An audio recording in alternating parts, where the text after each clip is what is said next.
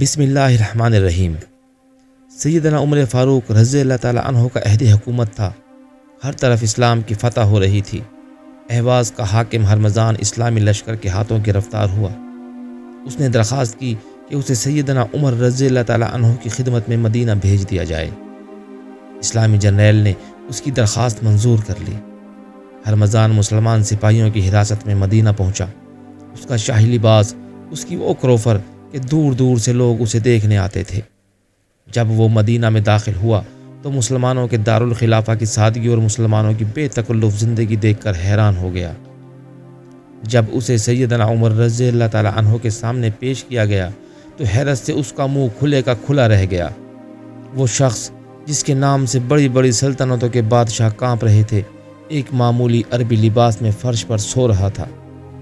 دربار خلافت کوئی عالیشان محل نہ تھا، بلکہ مسجد نبوی کا صحن تھا۔ خلیفہ کسی آرام دہ پلنگ پر استراحت نہیں فرما رہے تھے، بلکہ ایک بوریا ان کا بستر تھا۔ دربار میں کوئی باڈی گارڈ نہ تھا۔ سیدنا عمر رضی اللہ تعالیٰ عنہ کام کرتے کرتے تھک گئے اور وہیں آرام کرنے کے لیے لیٹ گئے۔ سیدنا عمر رضی اللہ تعالیٰ عنہ کو سوتا دیکھ کر ہرمزان کے محافظ سپاہی ادب سے ایک طرف خاموش بیٹھ گئے۔ ہرمزان نے ان کو یوں خاموش دیکھ کر پوچھا، عرب کا بادشاہ کہاں ہے؟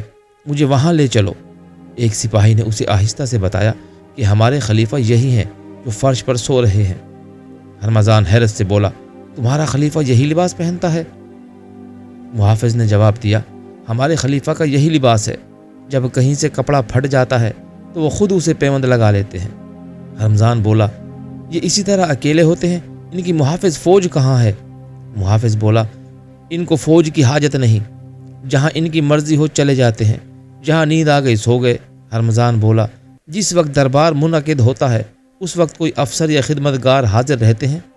محافظ نے جواب دیا، انہیں خدمتگار کی حاجت نہیں، وہ سلطنت کا کام اکیلے سر انجام دیتے ہیں اور انصاف فرماتے ہیں۔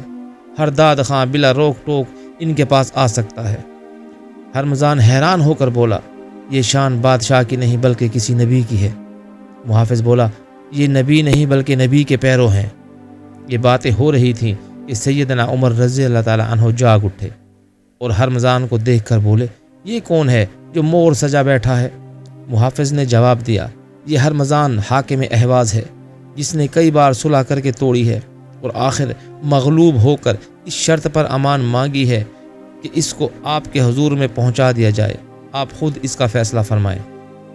سیدنا عمر رضی اللہ تعالیٰ عنہ نے غصے سے کہا، میرے پاس یہ تکبر اور زینت کا لباس اتار کر آئے۔ محافظ فوراً ہرمزان کو باہر لے گئے اور اسے سادہ لباس پہنا کر لے آئے۔ اس اثنا میں بہت سے لوگ جمع ہو گئے تھے تاکہ ہرمزان کی قسمت کا فیصلہ سنیں۔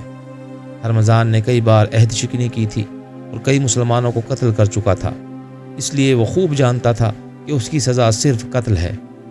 سیدنا عمر رضی اللہ تعالیٰ عنہ اسے ملامت کرنے لگے، لیکن اس نے جواب دینے کے بجائے خاموشی اختیار کر لی۔ تھوڑی دیر بعد بولا، میرا گلا خشک ہو رہا ہے، مجھے سخت پیاس لگ رہی ہے، پانی کا ایک پیالہ منگوا دیا جائے۔ سیدنا عمر رضی اللہ تعالیٰ عنہ نے فوراً حکم دیا کہ ایک پیالہ پانی کا لایا جائے۔ جب ہرمزان کو پانی لا کر دیا گیا تو اس نے عرض کی، اے امیر المومنین، وعدہ فرمائیں جب تک میں یہ پانی نہ پی لوں مجھے قتل نہ کیا جائے۔ سیدنا عمر رضی اللہ تعالیٰ عنہ نے اسے امان دے دی۔ ہرمزان نے پانی کا پیالہ زمین پر گرا کر توڑ دیا اور پانی نہ پیا، پھر کہنے لگا، اب آپ مجھے قتل نہیں کر سکتے کیونکہ میں نے یہ پانی نہیں پیا۔ سیدنا عمر رضی اللہ تعالیٰ عنہ نے غصے سے فرمایا، تم نے دھوکہ دیا ہے اور دھوکہ تمہارے کسی کام نہ آئے گا۔ لیکن حاضرین نے یک زبان ہو کر کہا، یا امیر المومنین، آپ وعدہ دے چکے ہیں، آپ وعدے کے پکے ہیں۔ سیدنا عمر رضی اللہ تعالیٰ عنہ نے ابھی کچھ جواب نہ دیا کہ ہرمزان نے بلند آواز سے کلمہ شہادت پڑھا اور مسلمان ہو گیا۔